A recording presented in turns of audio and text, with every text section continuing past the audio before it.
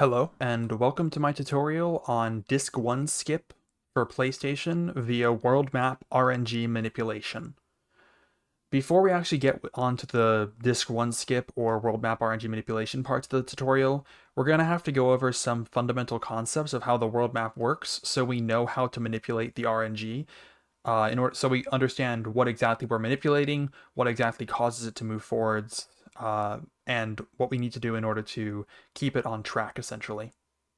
So world map RNG is seeded as soon as you enter the world map by the current IGT in-game time value, but we're going to get into seeding the world map RNG later. What's important now is how world map RNG progresses. There is literally a 521 byte buffer of memory that contains the full state of the world map RNG, and there's an index that points to one element in this buffer. Right now, when you start, it points to the very last element, and every time you call world map RNG, it increments. It basically goes to the next element and then gives you the byte that is at that buffer. And if it goes past the end, like it's about to right now, it wraps back around to 0, does a shuffling procedure on the world map RNG buffer that changes it to a different buffer, and then gives you the number. So it's not really important to go over exactly how those work, but just know that essentially your current position in world map RNG is represented by this index value, which is a number from 0 to 520. There are three things that cause the world map RNG index to increment that we care about. The first is getting into encounter checks. So you've got this fraction value right here, which starts at negative 140 once you spawn in the world map. If you get on or off a Chocobo or any other vehicle, it gets set to negative 30. Normally, this goes up from 0 to 16, and once it goes from 16 to 17, it resets back to 0. So normally fractions is a number that is between 0 and 16, and it increments once on every frame that you move on hostile ground. We'll get to what that means in a little bit. And once it goes from 16 back to 0, an RNG increment happens in order to determine if you should get an encounter or not. If you do get an encounter, more RNG increments happen. We don't need to talk about those. Just assuming that you don't get an encounter, only a single RNG increment happens. So let's just watch that right now. So we're going to go through our initial grace period, which is just low fractions, and then we're just going to keep going, and we're going to have RNG calling once per encounter check. It's just going up once every 17 frames as our fraction goes up and down until eventually we get into an encounter and yeah. The second thing that causes RNG to increment is being in what we refer to as the Chocolom box. I'll show the exact boundaries of this later, but if I move down right here into this chunk, you'll see that RNG starts incrementing even when I'm not doing anything. This is because right now, the Midgar Chocolom is active and is calling RNG to determine how it should move. Now, we're never actually going to enter the Chocolom box throughout the entire setup, and because of this RNG behavior, it's important to make sure that you don't do so. Here's the exact boundary of the Chocolom box. Everything south of me right now is in the Chocolom box, as well as everything east of me here is in the Chocolom box. So we never want to move east of this line and south of the previous line. You have to be in this quadrant down here in order to be in the Chocolom box. The final thing that causes RNG to increment is arguably the most important that we have to worry about. Every frame, if you are able to move the player and you input left, right, L1, or R1, any of those buttons, one or more of those buttons, RNG will increment once and nothing will be, like, the result of that RNG increment will not be used for anything. It just eats a value of RNG and does nothing with it. So just to show you, if I move left or right here, you'll see RNG increments once every frame. As you can see right here. If I rotate the camera by pressing L1 or R1, L1, RNG increments once every frame for every frame that I'm physically pressing the button to rotate the camera. Then R1. As you can see, it's just incrementing every frame. Now, it does not increment when I press L2 or R2 in order to fix the camera back. This also happens if you're on a Chocobo. So we can see I'm going to press up to get on the Chocobo, to get close enough to the Chocobo to get on. RNG is not going to increment because I just pressed up. If I get on the Chocobo and I move left, we have RNG incrementing. If I move right, we have RNG incrementing. If I move right from here, I'm going to bump into Kalm and I'm not going to be able to move. However, as long as I hold right, RNG is going to continue to increment. If I move upright, RNG will still increment once per frame. If I move down, I'm sorry, that was up left. If I move down left, RNG will still increment once per frame. Down right, same thing. Down upright, same thing. Up, it will not. Down, it will not. Straight left, it will. Straight right, it will. If I were to move up and hold L1 at the same time, I'm pressing L1, so it's going to increment. Just as some examples of what does and does not cause RNG to increment. As one last thing, if I were to get off the Chocobo right now, and then hold right and circle to get on the Chocobo, then RNG will only increment while I am moving. It will not increment during the Chocobo mounting animation. So we're going to hold circle, we're going to hold right. As you can see here, there are several frames where RNG is not incrementing, even though I am still holding right. And only once I'm able to move, RNG starts to increment again. So one more thing with World Map RNG is menuing. There is a weird thing that happens when you open the menu while moving. If I start moving and I just keep moving left for a bit, and then I'm, as you can see, we are incrementing 1 index per frame and going up by 1 fraction per frame. So if I, however, open the menu, we're on index 13, fraction negative 126. If I open the menu, we're now on index 14, but still in the same fraction. Menuing allows you to move for 1 frame without having fractions increase on that 1 frame. So we are actually moving, assuming I can do the timing right. You do actually move a frame of distance when you menu, and your fractions do not increase, but your RNG index does increase if that 1 frame had left, right, L1, or R1 movement. And we're going to take advantage of this to be able to desynchronize our fractions from our RNG value. Because say we're just moving left and right, and we have some fraction value and some RNG value. We're going to be getting into encounter checks every 17 frames of movement, but also every frame we're going to be doing that 1 passive RNG increment because we're holding left or right, as well as the 1 RNG increment every 17 frames during the encounter check. So effectively, we have a synchronization between 17 frames of movement is 18 RNG increments. And at some point, we're just going to land on, at some point, those 18 RNG increments are eventually going to land on an RNG value which produces an encounter, and we don't want it to. So before that happens, we can do a menu, and that causes an additional RNG increment to happen during 1 pair of encounter checks, between 1 pair of encounter checks, which means that between that pair of encounter checks, you instead of having 18 RNG increments total, you have 19 RNG increments total, and that desynchronizes your fractions from your RNG in a manner that could be good for you. That is how we're going to be performing RNG manipulation. So we're going to be effectively pushing an additional RNG increment between 2 encounter checks by doing a menu sometime between those 2 encounter checks. And that's the main mechanism we use to control not getting encounters. So next, I'm going to demonstrate the difference between hostile and non-hostile ground. So we're over here by Bone Village just to demonstrate, because this has actual non-hostile ground over in the forest here, whereas the grass is hostile. So hostile ground is where you can get encounters. So if I were to run around here for a sufficiently long time, I would eventually get an encounter.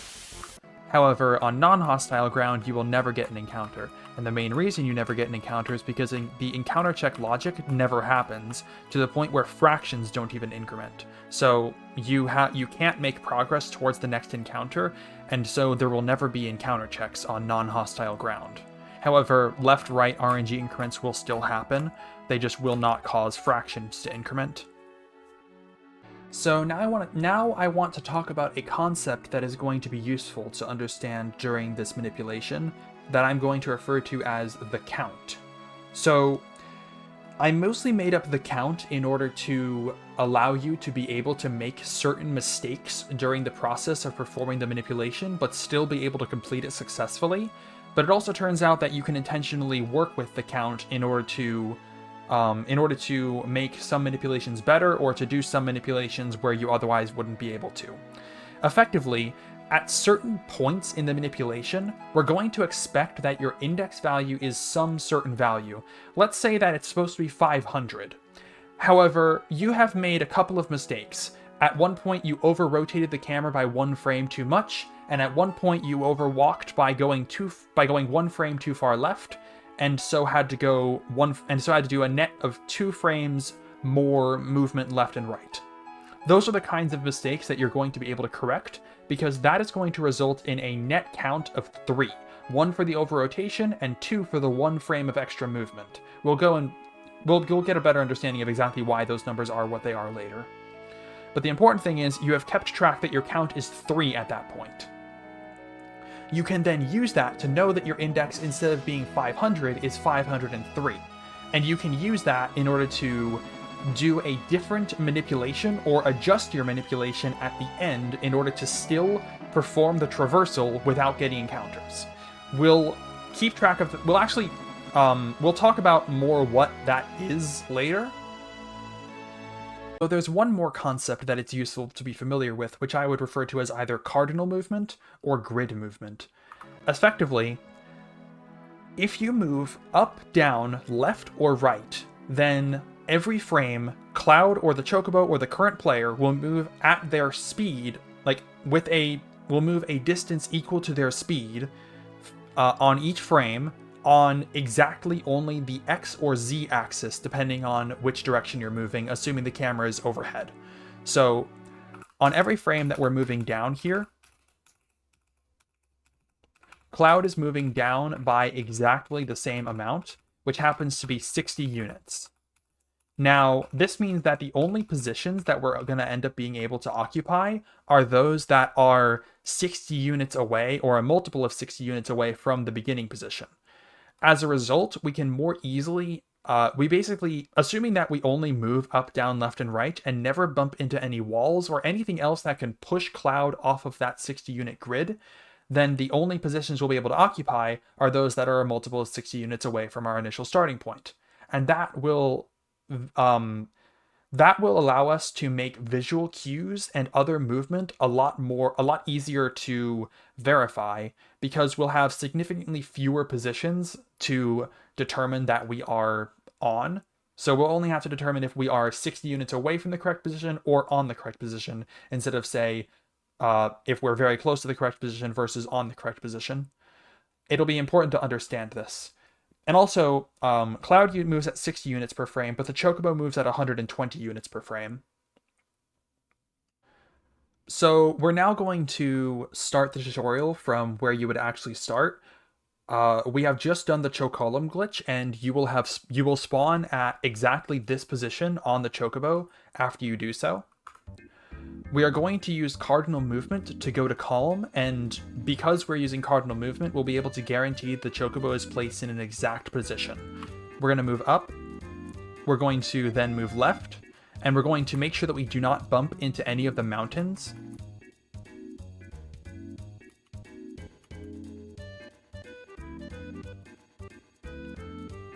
So, here's Kalm. We're going to go bump into the blue house, or just anywhere left of the greenhouse, honestly.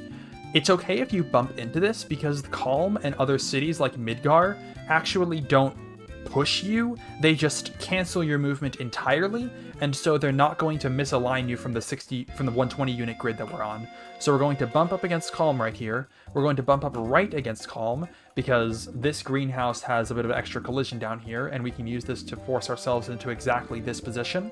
We're going to turn up just to make sure that we're in a position that we can dismount the Chocobo from, and then get off the Chocobo and run into Kalm.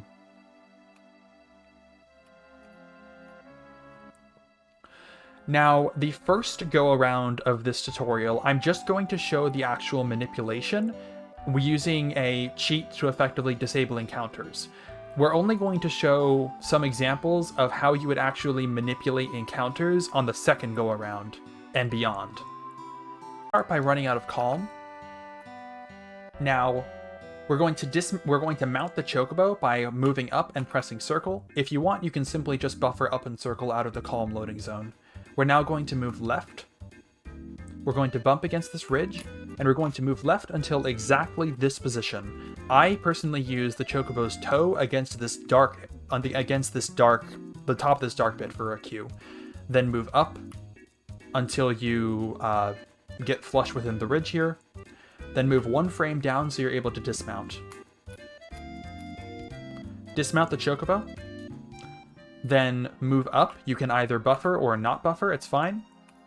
Now move down until you just barely graze the edge below you. You can hit for more than one frame, but I would recommend trying to hit it for as little as possible. Like that was just a graze. What you want is for your stored triangles. This is a script that I have linked in the description, by the way. To add the 22-12 region, triangle number 131. And if you're doing this setup, this should always be chunk 05. So now we're going to, you can now hold circle and then hold circle for confirm and hold up. And once you get back on the Chocobo, 131 should still be the topmost element in your stored triangles. The next thing we want to do is go down, but stop. We want to go right a chunk, down a chunk, left a chunk. So we're going to go to the right here. I'm going to place the Chocobo vertically such that it's at the bottom of this dark green section, and then we go to the right. Here's one frame early. Here's the correct frame. I like to use this little section being halfway between the Chocobo's foot right here, and if I make a save state here, here's one frame too far where the Chocobo's foot is entirely within here. Now, if you were to go not one frame not far enough and then continue from there, you would have a count of -2 at that point, assuming you had made no mistakes prior to that. If you had gone on exactly that point, you would have a count of 0. If you gone one too far, you would have a count of 2. If you didn't have a count of 0 starting, you would just add that count of either -2, 0, or 2 to your current count to get whatever the new count would be. So from here, we're going to go down until we're somewhere around where we're still going to be able to go left and avoid this ridge here, but kind of close to it. This isn't precise at all, just go somewhere around here, then go left until somewhere around here-ish. I don't like to go further than here, basically, with this vertical thing. The important thing is that you're far enough left that you avoid this, but you're far enough right that you avoid this. Go down until the Chocobo is about vertically parallel with the shadow right here, this shadow right here. Now we're going to move left. And I'm going to save another state here. We want to move left until the Chocobo's tail, this is the correct position here. The back of the Chocobo's tail is in line with the left side of this little dark splodge right here. To go back, I believe this is one frame too far right. This is the correct frame. I'm going to move my mouse out of the way. And this is one frame too far left. So after that, I'm just going to do this again until... Wait, this is the right position. Also, your coordinates, you can see the Chocobo's coordinates up here within the region, or the coordinates of both the Chocobo and the player should be right here. Now, when you're lining up here, you need to be very sure that you're at exactly this position, exactly this X coordinate before you go down here, because if you were to go down and you're not exactly at this x coordinate, the exact way in which you bump against the walls down here is going to be different, and so you're going to be misaligned and potentially at a different position. And I had to choose the position that you went down there very specifically to make sure the rest of the setup works well. So it is important that you're at exactly that position right here, which means that if you overshoot it by going one too far like this, you need to correct it before you go down. So if I go in one too far, here's the position facing right. Move down, and then just keep holding down until you're firmly in the corner. Switch to the big map, and the next thing we're going to do is a map rotation. And I now need to explain the intricacies of map rotations. So we use rotations of the camera in order to load additional chunks that are south of us in order to make the Disc 1 skip setup work.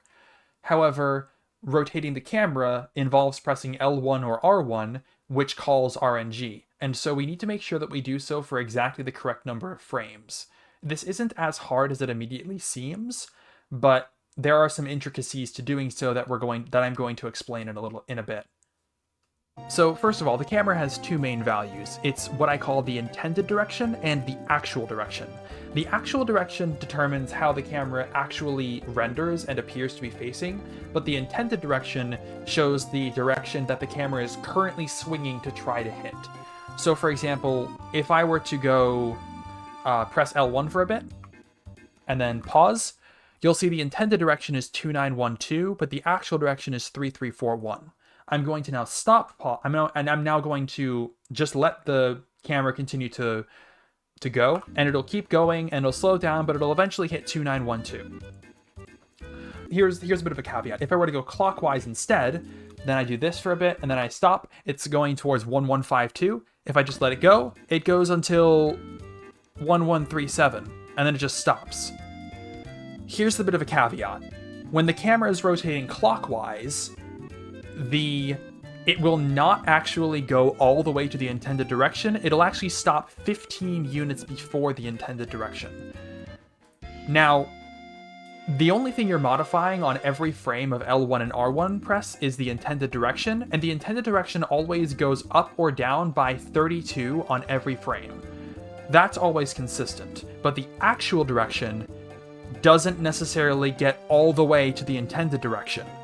And so you can end up with situations like this, where, like, for example, if I were to move one more frame to the right, then we're going to go to 1169 actual, but if I move one frame to the left, it's actually going to catch all the way up because the camera's now rotating counterclockwise. So if I pause again, then rotate once to the left, now we're at a different visual angle, even though the intended direction is actually the same, because the actual direction was able to catch up. The same thing goes if you're at an actual direction that has already caught up, and then you do rotations clockwise in order to get a misaligned actual direction. The same thing also happens if you press L2 or R2 in order to reset the camera from a rotated perspective. So I press R2 right now, the camera was facing east, and so it rotates counterclockwise back, and so it ends up on exactly angle 0. But if I put the camera a bit facing a bit to the west, then I press L2 or R2, it's going to return back to facing north, which is angle 0, but it's not going to make it all the way because it was rotating clockwise, and so it ends up 15 units before. These misalignments will always be consistent if you happen to be rotating the camera in just one direction. So as long as you're not rotating it forwards and then backwards in a possibly unpredictable manner, as long as you just keep rotating the camera forwards, for example, then we can say that either it's lined up perfectly, the intended and actual directions are either lined up perfectly, or they're exactly 15 units off, in which case we can still line it up perfectly in order to make sure that we're facing the right direction, so that we know that we've incremented our RNG index by the correct amount. As an example, the first rotation that we're going to want to do is going to have us face at exactly this direction, and then return the camera. And it doesn't matter if you immediately rotate to that direction by just getting lucky and pressing L1 for exactly the right number of frames, or if you take it slow. For the most part, it's okay to take it slow. I'll go over the one exception in a second, but it's also not really a big deal. But yeah, you're allowed to take it slow, and even though it looks like the camera speeds up and slows down, it's just one actual direction chasing an intended direction until it either hits it exactly or is 15 units off to the left. If I were to rotate the camera with L1 right now and then put it to be facing around this angle while it's in the mountain, basically, it's going to rise up. And there is not a good way to fix this rise without moving around, and I can't move around right now without messing up all my camera angles and making things a lot worse than they would be otherwise. So I want the camera to not rise up when it enters this mountain, and the only way to do that is to basically have it go through the mountain pretty quickly. So you just have to hold L1 until it's past the mountain, and then it won't rise up and it won't do anything funny like that. From here, you can take your time pressing L1 to line up your visual cue exactly. So in order to better remember the rotation angles I need and to make sure that I've hit them exactly, I've come up with a couple of anthropomorphizations, basically visualizing animals or other creatures within a couple of the continents on the world map. I have two different ones for the North Continent right here, and one for Wutai that I use. For the North Continent, I visualize the head as just a fish in a couple of instances, where you have its eye right here. It has two puckered out lips right here, it's got a top fin right here, it's got two back fins right here, and it's facing in this direction. In other times, I find it more useful to visualize the entire body, the entire continent, as the body of a big skeletal bird, with an eye right here, with a top beak right here and a bottom beak right here, with a neck that goes down like this and has... It depends on... It doesn't matter exactly where you place the feet, but I place one of them right here and maybe the other one back here, or maybe a tail back here or something. Yeah, maybe an undead Chocobo. Or maybe Ridley from the Metroid series from one of the earlier games of sprite work as Kuma saw it. And on Wutai, I visualize Wutai as a big scorpion with a tail over here, going up to a head that's somewhere around here, with its left claw right here and its right claw coming down over here. Of course, you're free to use whatever visual cues you like, it's just these might be useful to you as well. So if you're following along at home, you should first make sure that your index is 307 when you start, and then you begin your rotation with an L1, and the correct position, I go until the Chocobo's the fish's right here lips look like they're being cut by the mountain range, by the edge of the mountain range right here. This is why because I can explain visual cues like this is why I find those anthropomorphizations so useful. Here is what it looks like when you're 2 frames before. So right now I have 2 frames to go. However, you could just stop here and get a count of negative and get your count reduced by 2. Here, the fish's fin is just up against this little bit of the mountain range. Let's go 1 more frame. Here, the fish's fin is cut off, but the lips are not. This is -1. Here is 0, where the fish's lips are cut off. Here is +1, where maybe just a bit of the bottom lip, but mostly the top of the bird's neck is cut off. And here is +2, where the bottom of the bird's neck is cut off as well. I suppose I'll go on to +3 as well, and then just keep showing them from here. Here's +3, where actually Icicle In, the dot for Icicle In intersects with the line here. If you're overshooting what I consider the 0 point, do not try to correct it, just simply accept that you have gotten a higher count, and then continue on as normal. It does not matter that you have gone too far, what matters is that you rotated the camera enough. Some of the other ones will be a little bit different, but for this one, as long as you rotate the camera enough, and even -2 and probably -3 is still enough, then the chunk setup will work fine. From here, wherever you ended up, you're going to press L2 or R2 in order to return the camera. And also, I'd recommend returning the map back to its small form just so you can better see. I'd recommend also waiting for the camera to at least mostly return to normal. You can go while it's at the end of its rotation. In fact, it doesn't matter if the camera is still spinning back. If you, it doesn't affect your position or anything, I mean, because A fun fact is that all movement is based on the camera's intended direction, not its actual direction. So while it's moving back, it still has an intended direction of 0. However, the actual direction determines what gets rendered and the order of chunks within the currently loaded chunks list, which is what we need to control. So we can move up now. Now you want to be in line with the beach here. Not precise, just somewhere in line with the beach. Move right until you're about here-ish. Move up. Move right, and move up and right just to make sure you don't hit either this or Midgar, basically. Either this ridge or Midgar. It's very important that you don't hit Midgar while moving left or right, and it's very important that you don't hit the ridge because that'll offset your position into something that will most likely be bad. So move up right and then line up about with the top of Midgar. It's not precise. Then go up, line up about with the division in the texture here between grass and gray. Then move right. And here. This is the next precise lineup. This is going to be a visual cue that we use a lot. We are going to line up the Chocobo's back toe with the top of this dark patch right here. At least that's the lineup that I choose to use here. You can check my exact coordinates either up here or over here.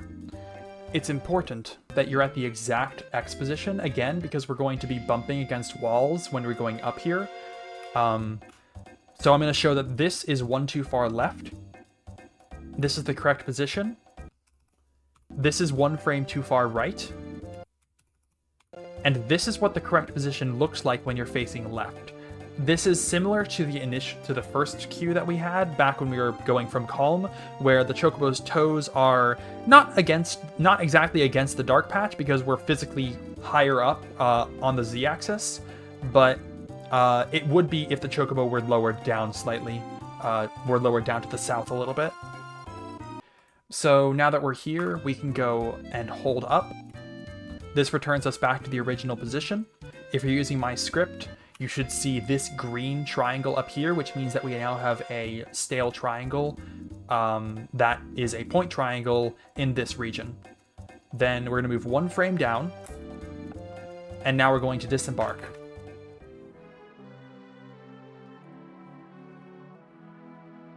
We're going to move up until we hit the triangle in the region that's directly north of us.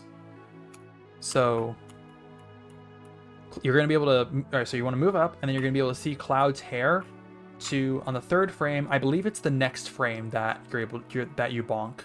Yeah, right there. You both saw the triangle added, and Cloud moved slightly to the right.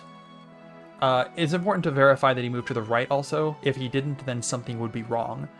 Now we can menu. This is to buffer holding down left. We want to cancel, hold confirm, hold down and left. Cloud will then mount the Chocobo. During the Chocobo mount, we want to stop holding left. It's fine if you keep holding down. It's fine if you keep holding circle, although it's also fine if you don't hold either of those buttons. So something like this.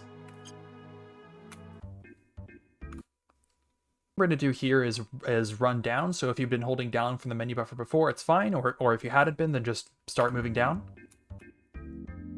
We're going to rub against all these and then just keep going down until the Chocobo's feet hit the shadow down here.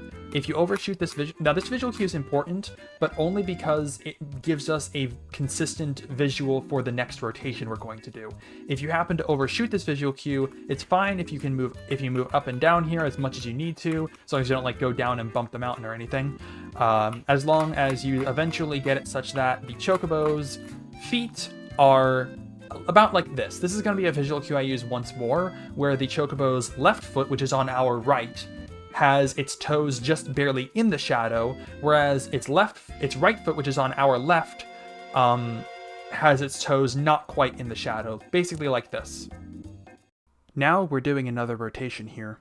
I'd recommend putting the big map up. This rotation is going to be with the R1 button instead of the L1 button like before. So we're going to rotate R1. We also want to make sure that we hold the button to at least get through this big mountain right here, but afterwards we can take it as slowly as we want. R1. Now the default cue is I use the fish in the northern crater, and I wait and I have its top fin align perfectly with this mountain range back here, with this like little seam in the mountain, basically, with this little edge of the mountain polygon, basically. The top fin of the fish lines up just about perfectly with that. Afterwards, press L2 or R2 in order to return the camera. This angle is a count of -5, -4, -3, -2, -1, 0, 1, 2, 3, 4, 5. After the camera rotates back, we're going to want to move left to a precise position that we're going to use to line up another push, another bump against some terrain. So we're going to move left, and I don't like this visual cue much, but it's what I had to use for this particular position. I line up this green patch with the map in the bottom left corner, still with the big map. This green patch should pretty much be completely covered up. If we were 1 frame before, it'd be halfway covered up. If we were 2 frames before, it would not be covered up basically at all. Go up. You want to rub against the ridge here, and you want to stop around here. Doesn't matter exactly where, but just make sure you don't actually run into the beach up there. And then go right and do the same lineup as before with the Chocobo's back toe just above this dark patch before. I think on the first one, the Chocobo's toe just happened to be a little bit further to the left, but in this one, it looks more like it's on the back patch here. We actually want to go down. It doesn't matter exactly how far. I like to go until we're on this white dot. Like you have these dark, light, dark, light, dark, light dots. I want to go up until I'm about on this light dot. It doesn't matter exactly how far you go down. It's just important for the chunk loading setup that you go down until the next chunk, basically. And then I go back up, and then go up until you do a bump here, and then you hit this, and you hit this. Now 1 frame down, dismount.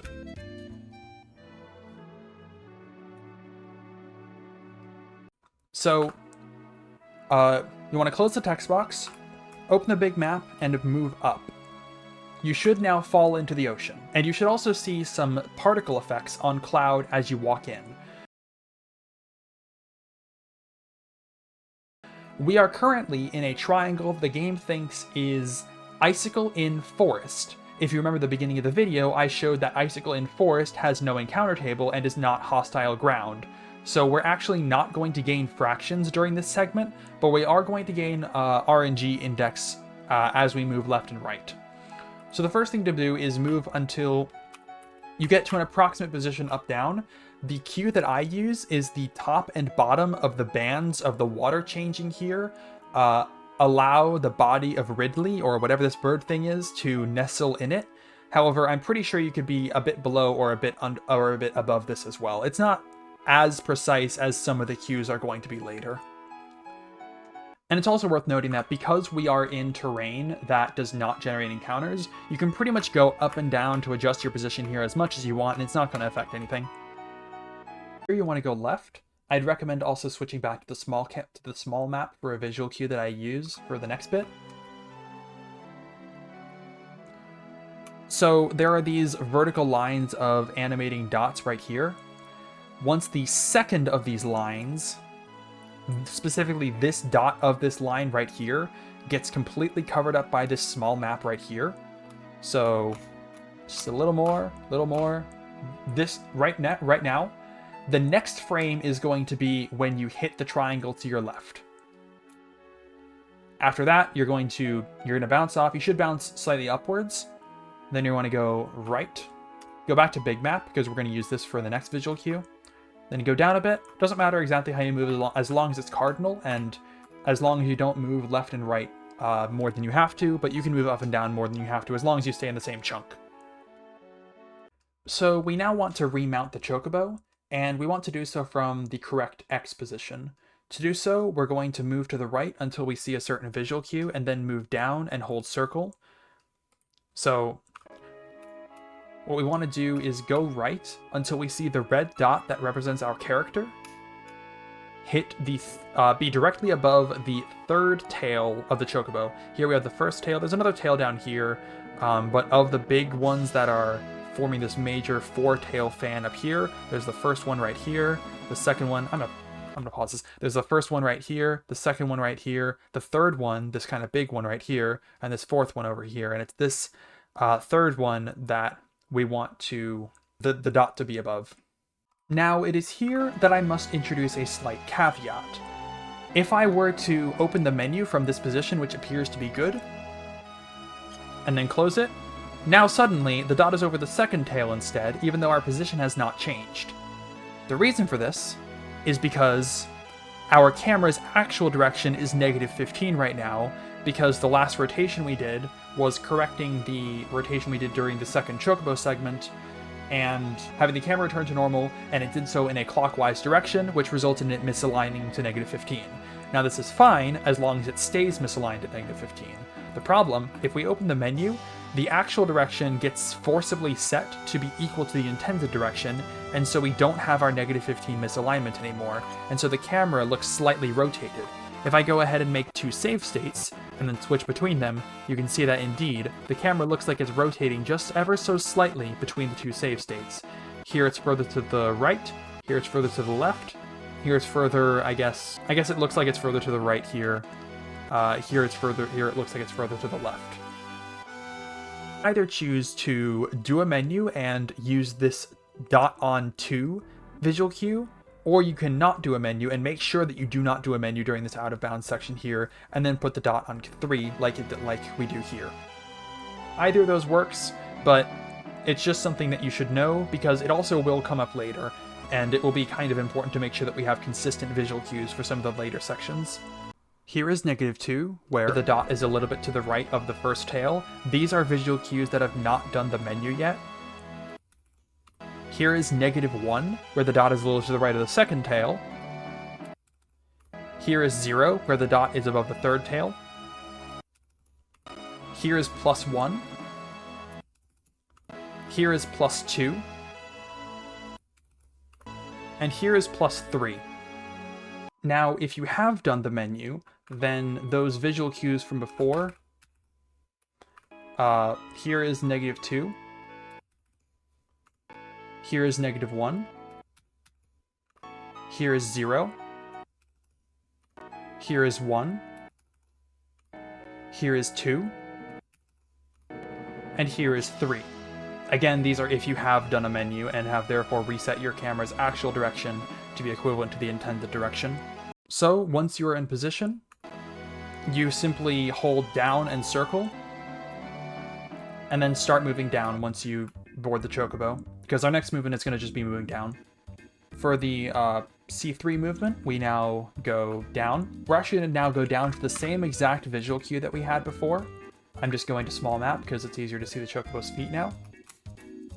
This same visual cue where the Chocobo's left foot, which is on our right, is on the shadow, just barely, whereas the Chocobo's right foot, which is on our left, is not on the shadow. And again, we're going to R1 and rotate until we have the same exact visual cue as before, or pretty much the same, yeah. Pretty much the same exact visual cue as before, with the fish's fin being just against the mountain. Then return. -5, -4, -3, -2, -1, 0, 1, 2, 3, 4,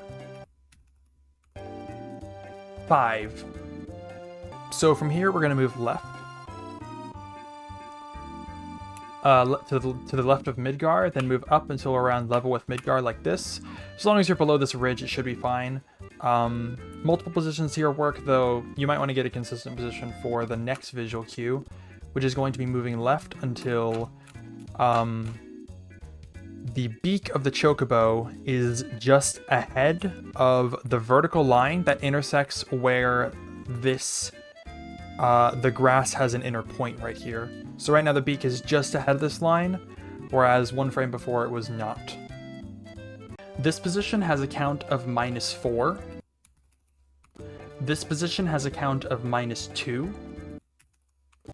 This position has a count of 0. This position has a count of 2. And this position has a count of 4. From here, go right. Then go up around Midgar cardinally. Then I like to, somewhere between here and here, bump down into Midgar to get a good vertical position. Then go right and hit this cue right here, where the back toe of the Chocobo is again above the dark spot, above the top of the dark spot, just like before. It's like the same cue as up there, just down here now. Here is 2 frames before the right position. 1 frame before, on the right position. 1 frame after, which would get you a count of +2. And here's 2 frames after. Here is the correct position when facing left. From here, just go up.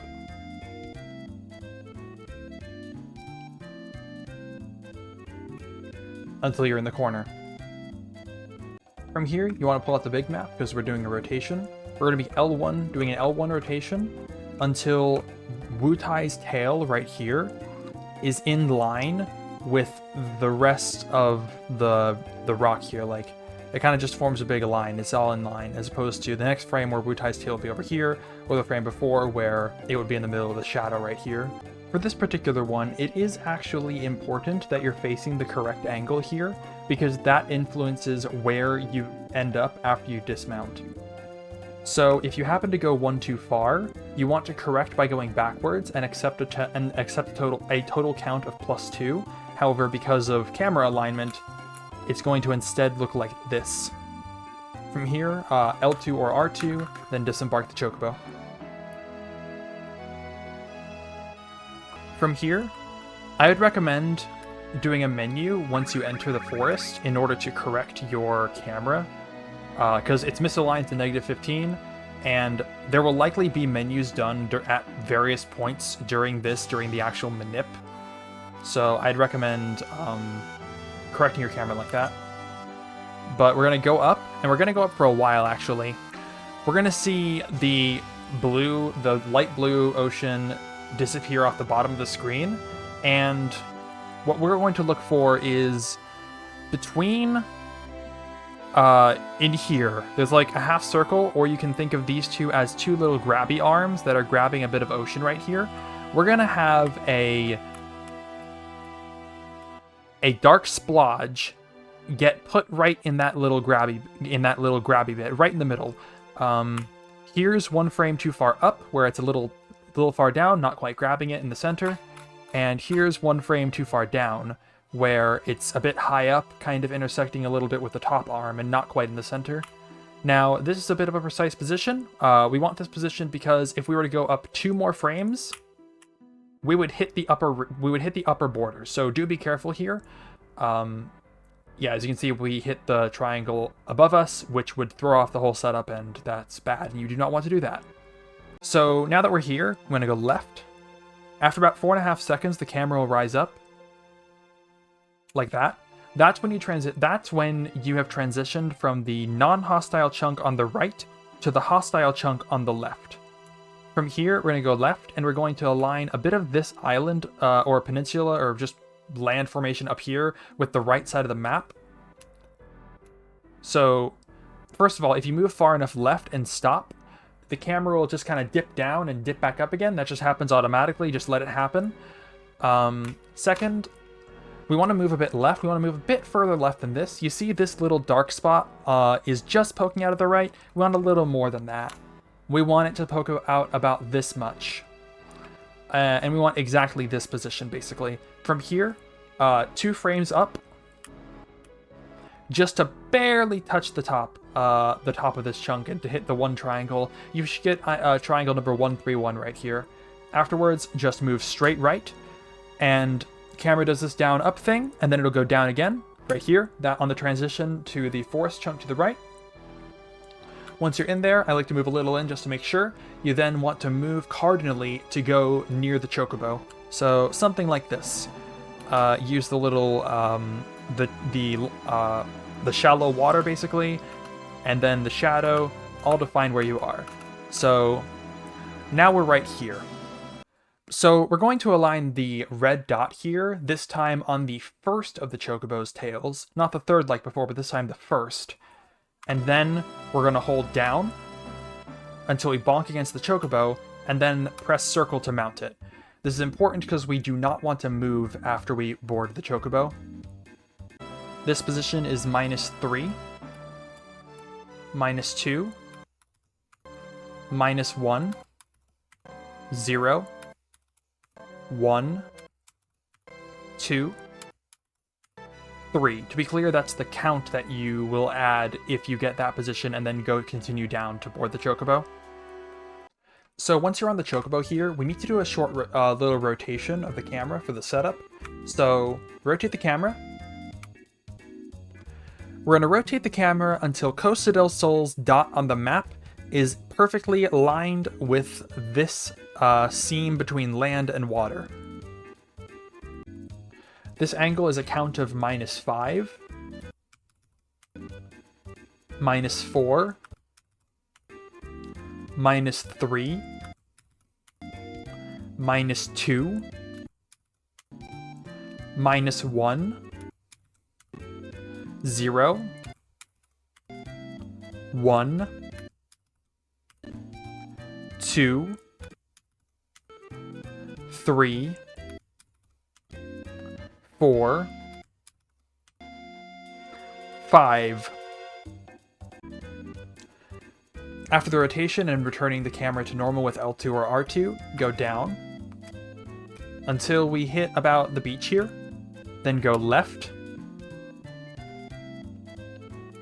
You want to go left until you're about above here, not precise because we're going to do the exact alignment further down. We're going to go down and then see this little protrusion in the texture right here, this little thingy. I'm going to line up the Chocobo's foot exactly with that.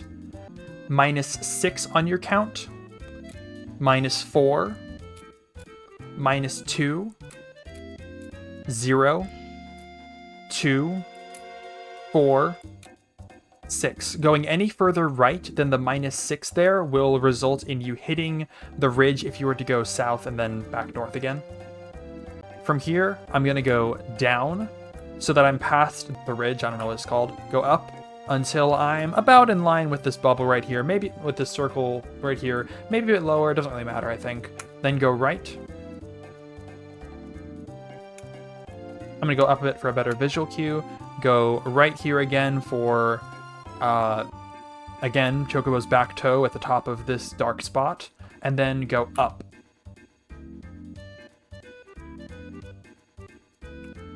Here, pull out the big map again. We're going to do another rotation to the left. This one happens to be a little further. This is 1 frame not enough. This is the 0 frame, and this is +1.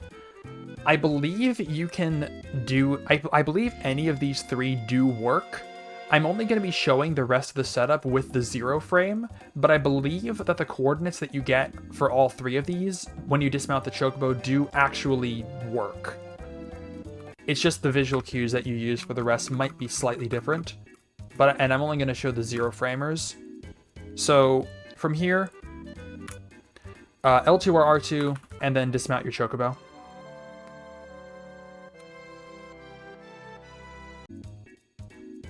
As an addendum, if you go 1 frame too far and have to go back, this is what it looks like.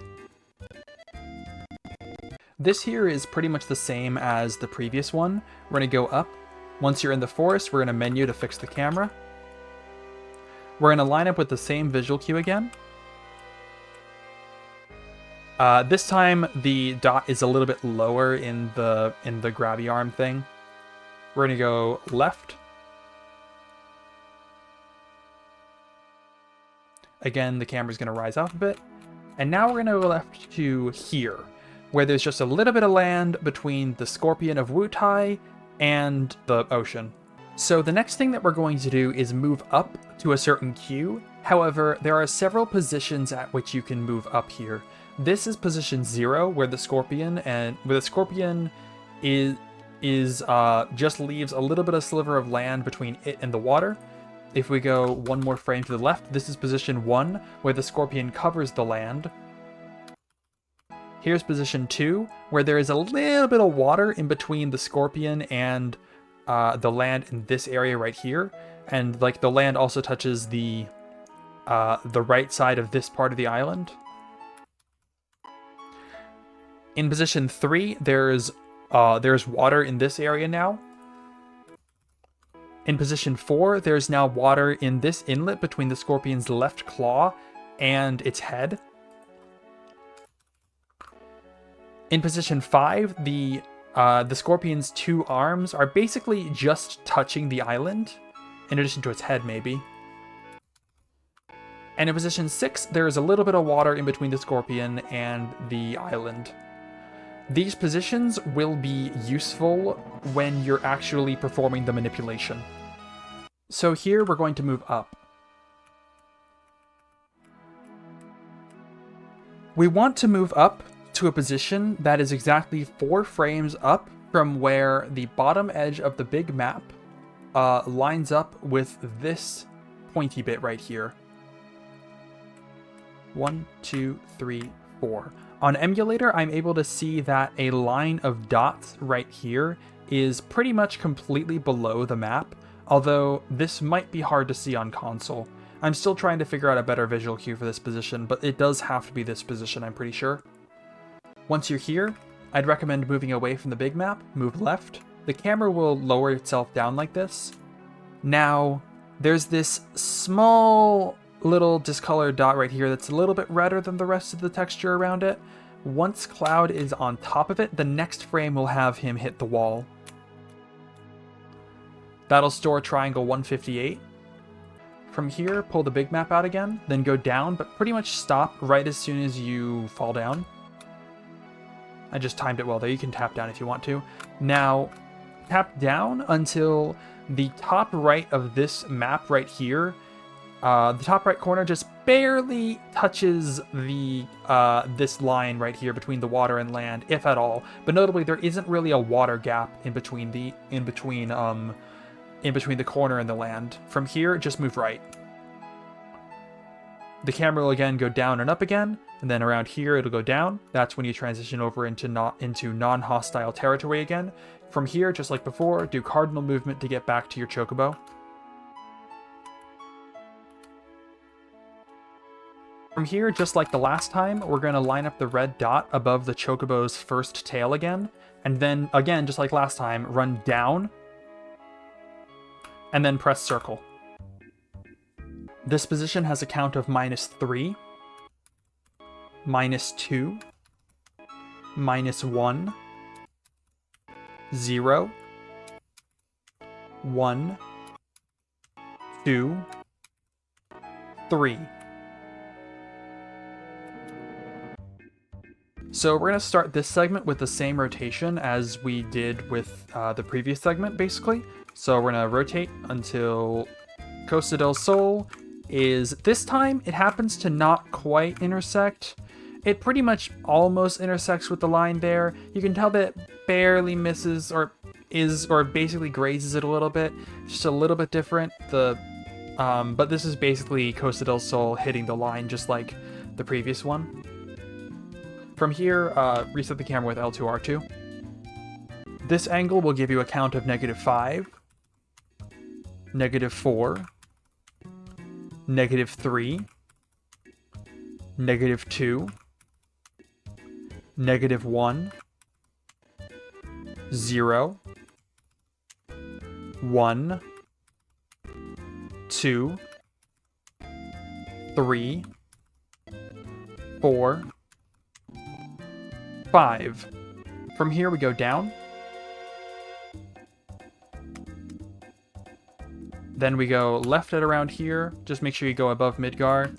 Down, left, down, left. We're gonna go up a bit for the visual cue that I like to use, which is right here. The Chocobo's toes are on the line between the wasteland and grass texture. If you were to go left to this position, it would result in a net offset for your count of -8,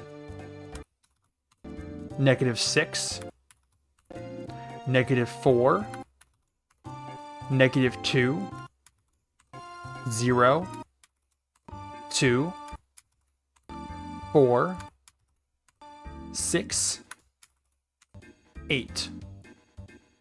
We're gonna go right a bit, and then we're gonna line up with this over here. We're gonna line up the back of the Chocobo's heels here. This isn't too precise, but you want to be able to both get over this ridge right here and be low enough for chunk loading reasons.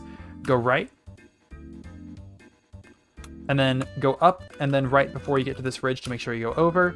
Line up horizontally again with this, the Chocobo's back toe being again at the top of this right here. Then this time go down, and then up again.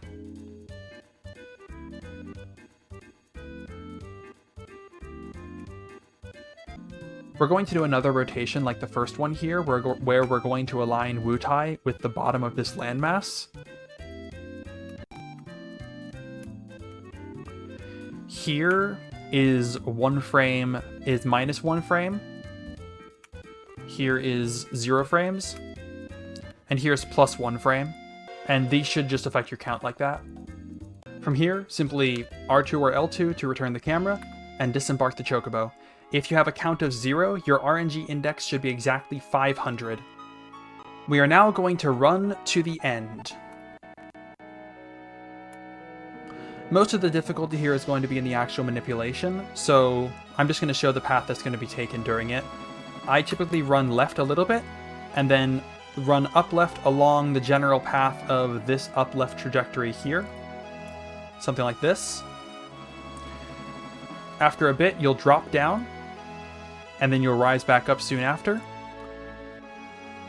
Now, as soon as Cloud crosses the dark line that starts this mountain base right here, it's a little hard to see with the map in the way, but as soon as Cloud crosses that is when I try and go left.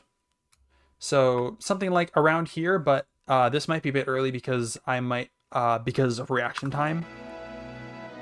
And from here, you make it to the City of the Ancients. So now we are going to talk about using manipulation to actually control the world map RNG to not get encounters while doing this. As discussed earlier, the world map RNG is seeded as soon as you enter the world map based on your current IGT. And in order to be able to perform manipulations, we're going to have a manipulation pattern for each IGT that we use.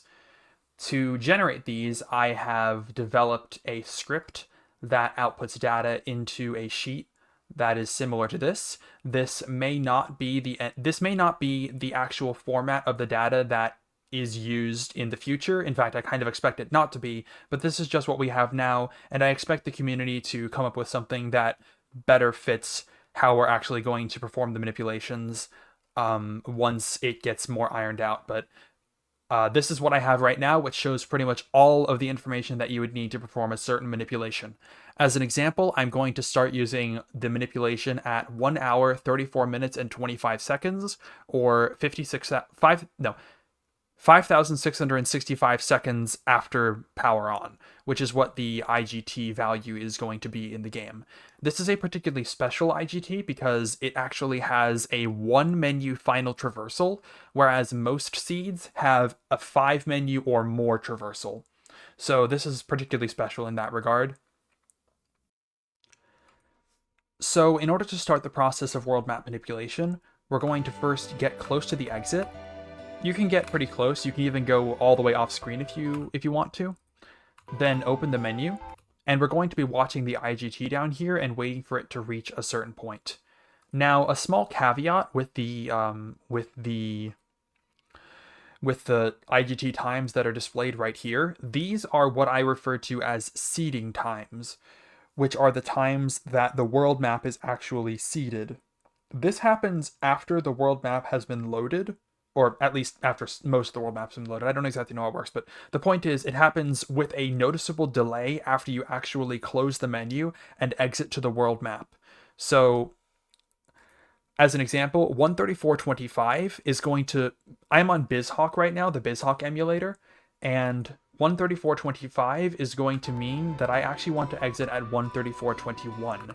We're going to wait, in order to show what I mean, watch the world map index. As soon as IGT reaches 5665, the world map index and fraction should be initialized to 520 and negative 140 respectively, if I exit on 134.21.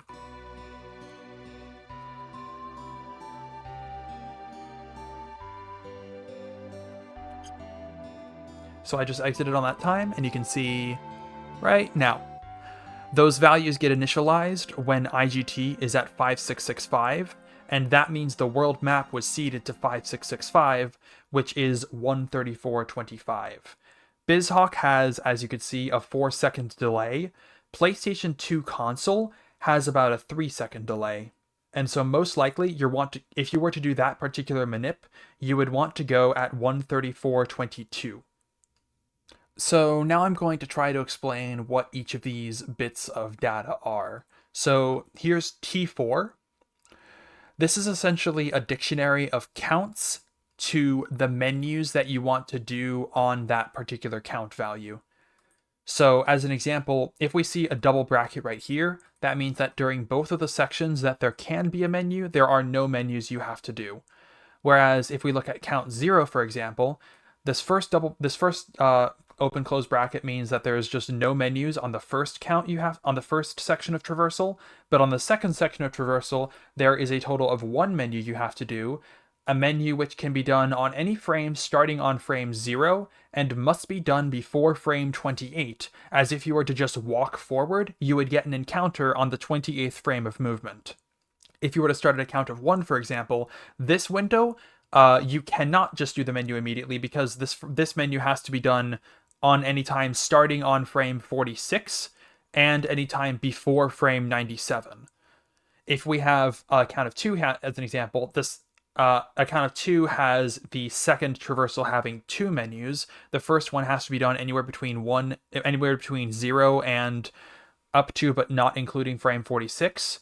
The second one has to be done starting on frame 1 and anywhere up to but not including frame 64. The reason this starts on frame 1 instead of 0 is because in order to be able to do the second menu, you have to have done the first menu already, and doing a menu means that you necessarily move at least one fraction to the right, or 1 fraction's worth of movement to the right, and so that's the only position you could have started on. Specifically, these numbers are positions in the overworld, as in a number of frames of movement since you started moving from the left. Or from wherever you started. T5 and End are the same, except that T5 has 3 sections where there could be menus, but End only has 1.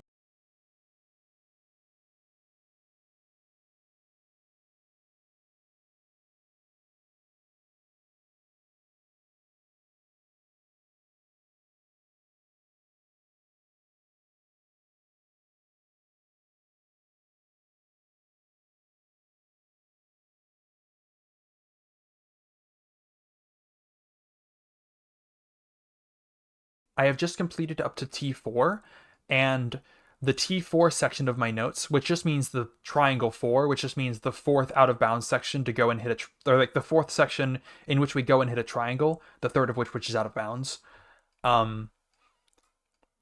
We made no mistakes, and so we have a count of 0. The first section has no menus. The second section has a single menu from frame 0 to frame 28. Which means that you just have to do 1 menu anytime during that section. So I'm first going to demonstrate what happens if you don't do the menu. So we're going to walk up. Again, we're going to line up. Actually, you want a menu first. This menu does not count towards any of the menus before. Since we're in a non-hostile section, it doesn't affect our It doesn't affect anything from before, so don't worry about this menu. It doesn't actually count towards the menus that we do for manipulation. But yeah, we do this menu to fix the camera, then we line up the dot here just like before, then we go left. We're going to go left until that cue that I had mentioned before. Right there, you saw the camera go up. Now our fractions are going to start going, and we're going to start accumulating danger as we get into encounter checks. I'm going to let the camera go down and up again here. And we're going to go far enough left to right here, where we go up 2 frames. Now I want to demonstrate what would happen. After about a second of moving right, I'm going to get into an encounter. As you can see there. That is because we did not menu. If we menu any time before that encounter, we're effectively going to force our RNG index to move 1 more ahead when we get the danger when we get our danger check, our encounter check. And so we menued, and now we're not going to get the encounter. And now once the camera lowers down again, we are now past the hostile chunk, and now we're into the non-hostile chunk again. So now we just need to do cardinal movement just like before, and get back to the Chocobo. And then down, and then circle just like before.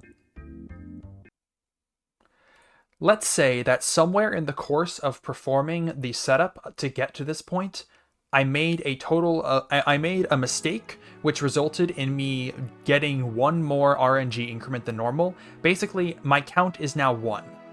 Let's just say that my count is now 1 because either I did so intentionally or I made a mistake to result in my count being 1. If this happens, then if we go to our sheet from before, here is the listing for a count of 1 on T4. This one has the first section having a window of 46 frames to 97 frames, and the second section having no menu. To demonstrate exactly what that means, I kind of didn't really explain it before, but the first section here is is the process of going from the right to the left to the point that you hit. Then you go up and you hit the triangle. Then you go back to the right, and going back to the right is the second section. So we're going to go here. We're going to go up. We're going to menu sometime in the non-hostile chunk just to fix the camera. We're going to go up to the position that we remember for before. Again, the dot right in this splodge right here in here. I'm going to make a save state just to demonstrate. Anywhere from 46 to 97 frames after the camera rises up, or at least it begins to rise up, or at least after we enter the hostile chunk, we should menu. I'm first going to demonstrate what happens if we don't and where we get the encounter. There, we got an encounter there. Now, because we have to menu at least 46 frames after, we can't actually menu immediately like we did the last time. Like, if I just go left, and then... And I see, based on my fractions, that we're already in the chunk right now, so if I just menu immediately, then we get into another encounter, and that doesn't work. So we do have to menu anywhere from 46 to 97 frames. 46 frames is about 1.5 seconds, so I'm going to wait about 1.5 seconds after the camera moves up, and then menu.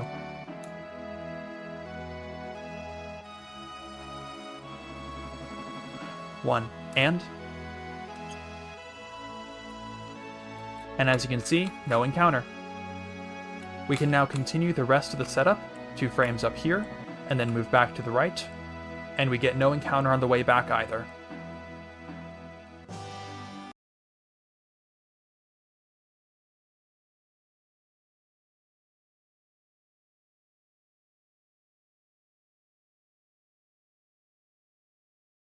So now we are on T5, or we're about to do T5, and I have made no movement mistakes, and so I'm on a count of 0.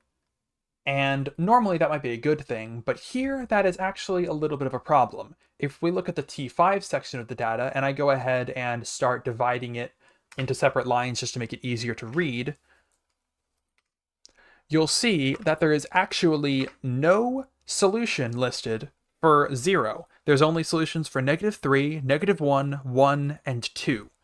So I would have to actually increase or reduce my count in order to make it so that I'm at a valid count that works. Now, there is one solution, that there is a pretty interesting solution that you can do here that would let you continue by effectively increasing your count to 2. What I would do is go up here, fix my camera, go up to the visual cue just like normal. Again, this time it's pretty low in the claw. And this time, I would actually want to move 1 frame right. Right, just like that, 1 little tap to the right. And now when I continue moving to the left, I'll have in total moved 1 extra frame to the right, and then 1 extra frame to the left. Both of these will have increased my index, but not my fractions because I'm currently in non-hostile territory. Because of that, my count will now be 2. And so I can simply perform the solution for a count being equal to 2. That solution is to do no menus on the first traversal, no menus on the second traversal, and a menu anywhere from 0 to 12 on the third traversal. Now, I'll explain what each of these 3 traversals are, but first I have to also explain this section, which lists what are the safe, what I call up values. So we're going to first go left here. This first left segment, from when you start going left here up until you hit the point at which you're supposed to transition to going upwards, is the first movement section in which there may be menus. But because this is this particular, the +2 here doesn't happen to have menus. So we're just going to move left until we hit the 0 position for this manip. Right here, we're at the 0 position because, again, the Scorpion of Wutai has just a small gap of land between it and the water. Now, let's go back to the sheet. Here we have the up values. We want to take our current Scorpion position and add our count to it.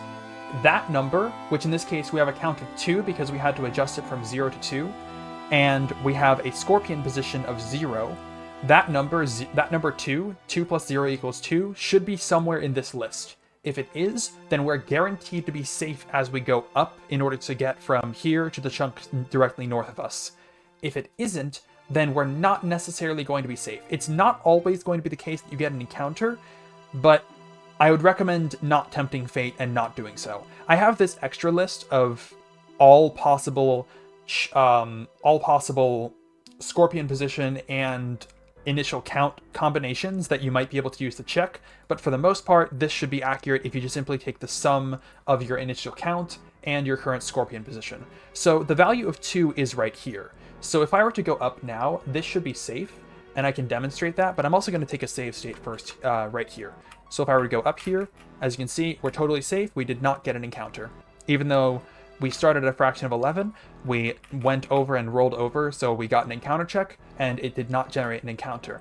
However, if I go 1 to the left, 3, which we currently have a Scorpion position of 1 and an initial count of 2, so our total sum there is 3. 3 was not a safe number on this list. Now, if I go up here, this is still fine.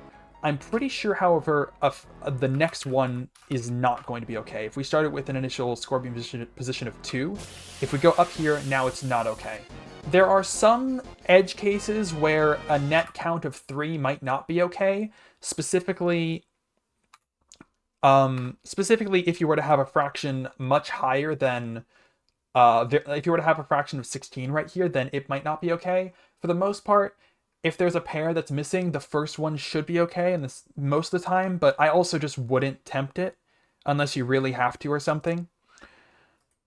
But yeah, that's basically the Scorpion value plus the count is the up value. That value has to be within this list somewhere. If it is, you're guaranteed to be safe when you go up.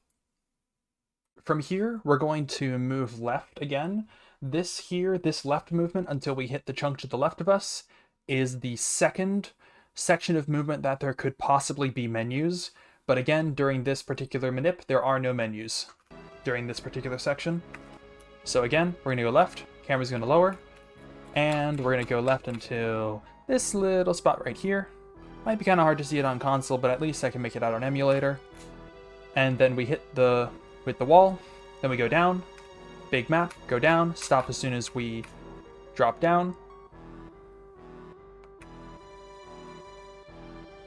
And here. So now this is the third section during which there might be menus, and as you remember from the sheet, there indeed, on this particular manip, is a menu from 0 to 12 here.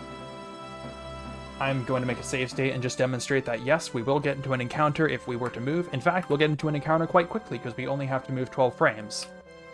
Right, just like that. So, just do a menu, and you'll be fine. For this particular manip, at least. I now, after this, want to go ahead and demonstrate manips for other counts here, because they will demonstrate some other quirks of this particular manip. But yeah, from here you just continue like normal. So backing up just a little bit, we're just backing up a little bit to just before we traverse from the hostile to the non-hostile chunk. Here, our fraction is 16, and our position is just about to cross over. We're going to get another danger increment within the hostile chunk, and our fraction is going to loop back around to 0. And then if we keep going, our fraction is going to be 1, and then we're going to enter the non-hostile chunk and therefore stop increasing fractions. Now, that's fine. We're not going to increase enough fractions by the time we go down to the Chocobo to get another encounter check, and that's a good thing because this is what we expect. However, if we were to do if we were to do 3 or more total menus during that last whole section for T5, then we would not have increased our fractions enough to have gotten that last encounter check. As a result, we would have gotten that encounter check instead sometime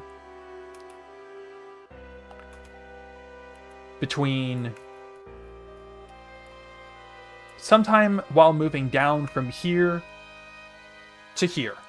And that will obviously give you an encounter check with a different RNG index. This time the RNG index is determined entirely by your current count value. If we look over at the sheet, there's going to be this little thing here that says 3 menu safe counts. This is a list of safe values for your count that you can then move down on. If your count is not one of these values, then I'm pretty sure that means you're going to get an encounter if you were to move down with a count of that value. You can then adjust your count by choosing different positions to go down. So if you know your count's going to be bad, you can move right. You move right 1 frame in order to have a count of 1 higher, or right 2 frames, or right and then left a frame in order to just increase your count by however many is necessary in order to have some value that's in this range. Because otherwise, when you move down, you're going to get an encounter. Again, this only applies if you do 3 or more menus. The next one that I'm going to demonstrate is a count of -1, which has 4 total menus here. Now we have a count of 1. We have an RNG index of 160. It's supposed to be 161 here, which means we have a count of -1. If we go back to the sheet, here we have our count of -1. This has 1 immediate menu on the first traversal, 2 immediate menus on the second traversal, and 1 immediate menu on the third traversal. -1, 0, and 1 are good up values, so I can start with a scorpion value of 0, 1, or 2. And -1, 0, and 1 are safe. 3 menus are safe counts, so I should basically just do a normal descent after we finish. After we're done with the whole traversal. So I'll show exactly what that means here. So again, we close the text box, enter the non-hostile chunk, open the menu to fix the camera, go up until we have right there. Dot is pretty low in the hand. Go left, and this one's gonna be pretty immediate. I reacted to basically when the camera lifted up there and did a pretty immediate menu there. We're going to go get a scorpion value of... I hit 0, then I hit left by mistake there. But we have a scorpion value of 1, which should work anyway. Then we go 1, 2, 3, 4 frames up. We have to do 2 menus immediately here. Close this. One more. Then we go down here. Wait for the camera to settle. Go down until right here. Then 1 menu immediately. And now, once we get to the edge, we're right now about to hit the edge of the chunk. We have a fraction of 13 this time because of all the menus we did. That resulted in us moving frames without increasing fractions. As a result, once we go over into the non-hostile chunk, we have a fraction of 15, and we have a lower danger than before because we did not get the extra encounter check. And this means that we're going to get the encounter check when we move down, and so we have to make sure we have a good count when we move down. We currently have a count of -1. And so we should now just be able to move down here with a standard position.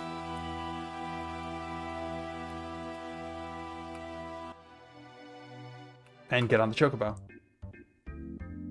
Now, let's just say that I'm in this situation where I'm about to go back to the Chocobo, and I have a count of some value that if we look at the safe counts, let's say that my count is -2 or -3 or so. I just hacked my value. I just hacked my index so it is. And that is not in the safe counts here. So if I were to go down from here, I can demonstrate that we will get an encounter. Which is bad, of course. What do I do? Well, I want to increase my count to make it so that it is safe again. So right now my count happens to be -3, I believe. So if I were to go right to go to -2, then right again to go to -1, then this would be safe to go down. Or if I were to go right and then left, that does the same thing. Just basically do whatever you need to do in order. Just do additional lefts and rights in order to increase your count, in order to get it to whatever is a safe value for you to be able to get down here. So now I'm going to be continuing the manip from T5 up until the end, under the assumption that I started with a count of 0 and then increased it to 2 in order to go through T5. So right now my count is +2. My index is supposed to be 177, but it's 179, and so my count is currently +2. I want to reduce that back down to 0 because if you remember, the final goal at the very bottom there where it says mins, the minimizers, is to be on count 0 and for a 1 menu. And it's easy to increase your count, but it's hard to decrease your count, especially after you've gotten off the Chocobo at the end. So ideally, I want to reduce my count back down to 0 during the next traversal segment. The way that I'm going to do this is I'm going to do the rotation as standard here. So I'm just going to rotate until Costa del Sol is almost intersected, or is basically just barely intersected like this. Then I return the camera, go down here, and what I'm going to do instead is to go 1 less frame on the next alignment left-right. So here, I normally align such that the Chocobo's toes are against here. I'm going to go 1 frame not quite as far.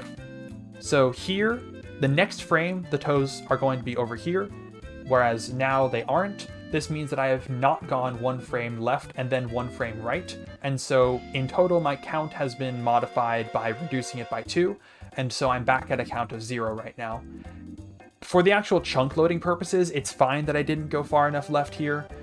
The setups that I actually use have enough leniency in them to allow for these kinds of adjustments. But yeah, go about here, make sure not to adjust left-right as you adjust here. This isn't too precise on the vertical position, I think, but I like to make sure that I'm lined up just about here before I go right for chunk loading purposes. Go up, go right, go down, go up.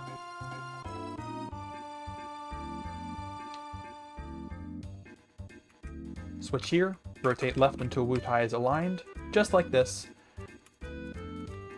And now we have exactly an index of 500, which means our count is 0 again.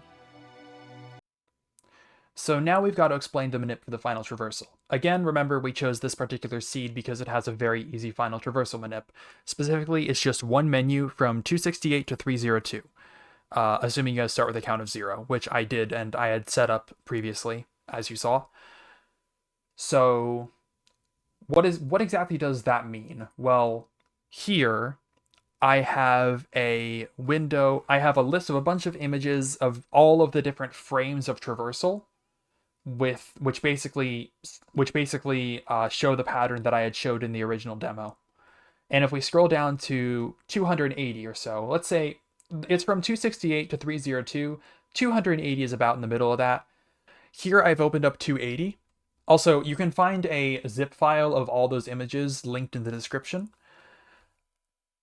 I think a good cue on this is where the shadow here, which is going to be going from the left of the screen to the right of the screen as we move from right to left. The edge of the shadow here, which I am having a hard time drawing, about intersects with the gold saucer dot right here. So once that happens, which will just be like 2 frames before this, so it's close enough to this part of the queue, that's when we want a menu, and then that should be our one and only menu for this manip. So let's go ahead and see if that works. So we're going to start, we're going to go left and then up left. We're just going to keep going. Watch gold saucer, menu, and then just keep going as normal. Go left.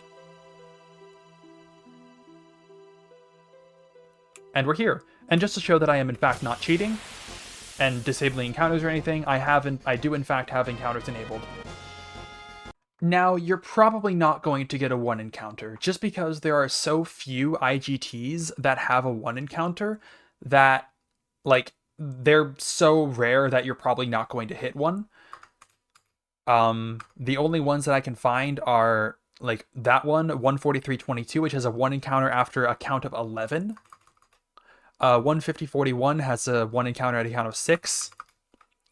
211.04 has a count of 2 a 1 menu at a count of 2 basically. 219.55 has a count of 13 1 menu. 230.26 has a count of -5 1 menu. And then that's it. That's all that I found between 130 and 230. So almost certainly you're not going to have a 1 menu. And also almost certainly you're not going to have something that starts at a count of 0. In fact, you might have a pretty good manip that starts at a higher count than 0, but you might not necessarily want to go increasing your count on the way to the manip intentionally because you want to leave room in that count for you to be able to make mistakes. So what do? So let's say that we're doing a manip at, let's say we're doing this particular manip, and this one has a 13 count 3 menu manip. Let's say that I get to the end and I'm at count 0. But I want to do this 13 count manip because it's easy. It's easy to remember. It's basically 3 menu buffers at the same position. Then all I have to do is do 13 menus at the very beginning, because that'll basically be equivalent to having done 13 additional RNG increments before having started the movement, and then simply do the 3 menus. Now there is one caveat to this. Because every frame that you do a menu buffer, you also move a frame of movement, the actual visual cues that you use in order to time when you do the menus are going to have to move forward by 1 frame for each menu that you do. Now, for these particular visual cues, they're 50-ish frame windows, and so there's enough leniency to make visual cues in the middle of them, such that if they were 13 frames one way or 13 frames the other way, you're still hitting within the window and still fine. But for smaller menu windows, the smallest can be 17 frames, and so that can be kind of tight, both because the visual cue might not be very good, and you might have to adjust it in case you do prior menus to adjust your count. So let's show what I'm actually talking about with an example. This is the end of this is the ending state that you'd be in if you did the manip at that IGT and had a count of 0, as you can see here. So what I'm going to do is go up to here and then start doing 13 total menu buffers. That was 1. This is 2, 3, 4, 5, 6, 7, 8, 9, 10, 11, 12, 13. I will continue. I identify the visual cue as when the shadow hits the dot of Wutai, the city of Wutai, so right there. That's when I do my 3 menu buffers as listed on the sheet. Now we go left. And we've made it to this place. So that's an example as to how you can use menus to fix your count to be able to do better manips even if you're not at the right count for them once you start the final section.